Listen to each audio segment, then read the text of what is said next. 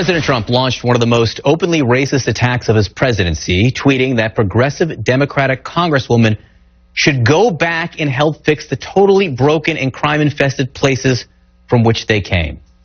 Joining me now is Thomas Friedman. He's a New York Times columnist and author of the best-selling book, Thank You for Being Late, An Optimist's Guide to Thriving in the Age of Acceleration. Tom, I have to say, an optimist is what I need this morning. I think we all need that. When you read over the weekend what the president told these 4 Democratic congresswomen to go back to the countries they came from, what was your first reaction? Well, John, I really would pick up on what Michael Smerconish said, which is that the president isn't talking just about or to these 4 congresswomen. He's talking about us. He's talking about we. He's talking about every Irish American whose grandparents fled the potato famine. He's talking about every Italian American whose grandparents or great-grandparents fled the Depression. He's talking about every Muslim American whose parents or grandparents fled the disorder of Lebanon or Libya or Iraq. He's talking about every black American whose great-grandparents were forced to come here in slavery or fled disorder in Africa. He's talking about every Latin American whose family came here from Venezuela or Mexico. He's talking about we and us.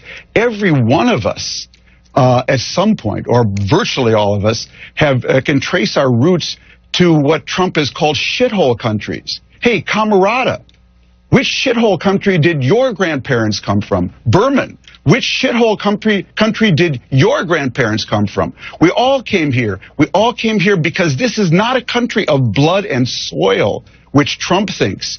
It's a country built around a universal idea that out of many, we make one. And I know one thing absolutely for sure, that we have a president of the United States who could not pass the simplest citizenship test that is administered to every new immigrant in this country, because he has no idea what this country is about. You know, Camarada, go back to Italy. You know, I mean, and by the way, my great-grandparents, when they came in 1904, were not held in cages, by the way. No, you know, it would be Berman, go back to Russia, Poland, Tom, I'm sure, you know, go back somewhere. And Tom Friedman, I will note, the Friedmans you are from the Minnesota congressional district that Ilhan Omar represents right now. So before she was a new immigrant there, your family were new immigrants there.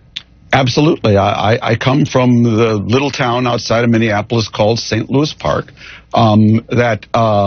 Before my parents moved there was a predominantly white, a Christian suburb, and then they welcomed, frankly, the biggest Jewish immigration of any community in the upper Midwest back in the early 50s. And a generation later, they welcomed the Somalis. And that's the story of the country. But John, when you have a president without shame, backed by a party without spine, backed by a network called Fox without integrity, you get this kind of aberrant behavior because no one is drawing red lines around him. The only thing I would say about this to me is that as a sign he must be worried about something, because anytime he goes to this extreme, it's because he thinks he needs to gin up his base, and it may go back to those polls that say he's not doing so well. I want to read you a reaction we did get from a conservative political leader. It just happens to be the conservative prime minister of the United Kingdom, Theresa May. She put out a statement just moments ago. The language that was used to refer to these women was completely unacceptable. That is from the British Prime Minister Theresa May. How come we've heard from Theresa May, and besides one single member of Congress, no other Republicans, Tom? Because Trump, using Twitter, has basically energized the Republican base and made every Republican leader fearful that if they take on the president, he will primary them. It's one of the most disgusting and frightening things I think we've ever seen in American politics. We have a president saying fundamentally non-American things.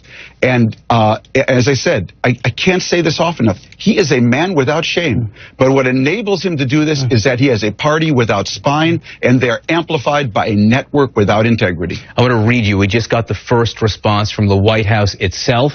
This comes from Mark Short, who is the chief of staff from Vice President Pence. So let's listen to Mark Short. If the Democrats choose to want to unite around Ilhan Omar, it'll be interesting to see how that plays out for them. So when people write that the president has racist motives here, it's just look at the reality of who's actually serving in Donald Trump's cabinet. He's making a point about a great frustration a lot of people feel that I think it's hard to find anything Ilhan Omar has actually said since elected to Congress that's been positive about the United States of America. It's that first part of the comment that interests me the most, Tom, and perhaps you as well. Again, from being from the Minnesota congressional district that Ilhan Omar now represents. If the Democrats want to unite around Ilhan Omar, it will be interesting to see how that plays out for them. The White House is trying to frame this around her. Yeah, well, clearly, because she's the one who was not born in the United States. Look, I have issues with things Ilhan Omar has said, and that's not a secret. I've written about that, and I've spoken about that on this network, in fact. She has trucked at times in anti-Semitic tropes. She's said some things about 9/11, which I find very disturbing. But that is a totally separate issue. We can have that political debate, but you don't lump together 4 women, 3 of whom are born in America, 1 abroad, who have spoken out on a lot of issues, and other them, basically do to them what Trump tried to do to Obama, which is say you are not an American, you are not a real American. He fabricated that Obama was born in Africa, not in America. And when you go down that road, John, what you do is send a signal to all bigots around this country, bigots and racists, that these people are not of us. And that does really make them targets in a country full of guns. It is incredibly dangerous what he is trucking in. I got to say, Thomas Friedman has agreed to stick around with us for one more segment. Tom, I have another question for you about what you think the biggest threat to this country is right now. We'll get to that. And also some of the threats you see